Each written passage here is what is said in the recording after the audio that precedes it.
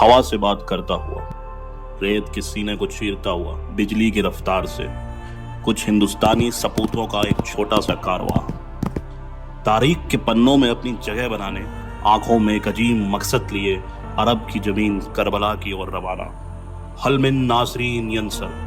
जब नबी के नवासे इमाम हुसैन ने इंसानियत से करबला में यह सवाल पूछा कि है कोई जो मेरी मदद को आए, इतिहास तो देखा कि इंसानियत से किए गए इस सवाल के जवाब में इमाम की मदद के लिए जो अपने घरों से बाहर निकले थे, उनमें रसूल का कलमा पढ़ने वालों के साथ साथ कांधे पे जनेऊ डाले, माथे पे तिलक लगाए कुछ हिंदुस्तानी मोयाल ब्राह्मण भी थे। ये वो वीर सपूत थे जो मदद की शक्ल में हिंदू और मुसलमान की एक सुनहरी इबारत लिखने करबला जा रहे थे। जालिम बादशाह यजीद हुकूमत के नशे में चूर होके इंसानियत का चेहरा बिगाड़ देना चाहता, लेकिन उसे ये पता था कि जब तक नबी मोहम्मद साहब के नवासे इमाम हुसैन जिंदा हैं, तब तक वो अपनी मर्जी की नहीं कर सकता। उसके इसी डर ने इमाम हुसैन को परिवार के साथ करबला में घेर लिया। जियो और जीने दो की जिंदा मिसाल पेश करते हुए इमाम हुसैन ने यजीद के सामने ये पेशकश रखी, अगर तुम्हें मुझसे कोई खतरा हो तो मुझे रास्ता दो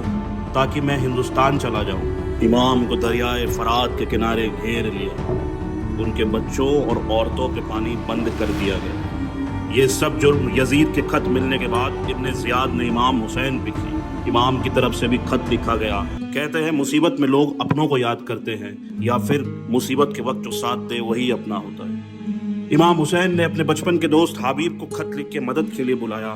दूसरा खत करबला से दूर, बहुत दूर भारत के एक हिंदू राजा के नाम लिखा।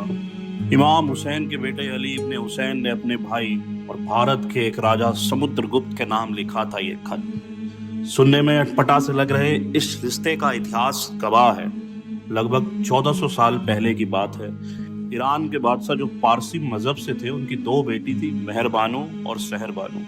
मेहरबानो का विवाह भारत के राजा चंद्रगुप्त के साथ हुआ, जिनका नाम बाद में बदल के रानी चित्रलेखा रखा गया। और उसके कुछ वर्षों बाद रानी चित्रलेखा की छोटी बहन सहरबानो का विवाह इमाम हुसैन के साथ हुआ। रानी चित्रलेखा और राजा चंद्रगुप्त के बेटे समुद्रगुप्त उस समय राजा थे जब उन्हें अपने मौसेरे भाई अली इब्ने हुसैन का खत मिला।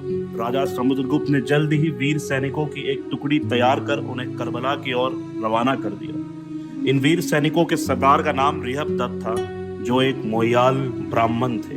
पर अफसोस कि जब रिहब दत्त अपने सेना के साथ करबला पहुंचे तो इमाम हुसैन को शहीद कर दिया जा चुका था। ये जान इन वीर ब्राह्मणों का दिल टूट गया कि जिसकी मदद को आए थे, जब वही नहीं रहा तो हम जी के क्या। और अपने तलवारों को अपने मयानों से निकाल अपने गर्दन पे रख लिया। पर इमाम के एक चाहने वाले और अरब के एक वीर योद्धा जनाबे मुख्तार के मना करने पे इन वीर सैनिकों ने अपने तलवारों को अपने गलों से हटाया और मुख्तार के साथ मिलके खूने इमाम हुसैन का बदला लेने के मकसद से दुश्मनों से एक यादगार युद्ध की और उन्हें हिंदुस्तानी तलवार के जौहर दिखाए। इन वीर सैनिकों ने करबला में जहां पड़ाव डाला था, उस जगह को हिंदिया कहते हैं, जो जगह आज भी उसी नाम से मौजूद है। इन ब्राह्मणों में से कुछ करबला में वीर गति को प्राप्त हो गए, कुछ वहीं बस गए और कुछ अपने देश सरहिंद वापस चले आए। इतिहास इन वीर ब्राह्मणों को हुसैनी ब्राह्मण के नाम से जानता है। तारीख के पन्नों में दबी हिंदुस्तान और इराक के इस महान कहानी को हमारा लाखों सलाम। मंदिर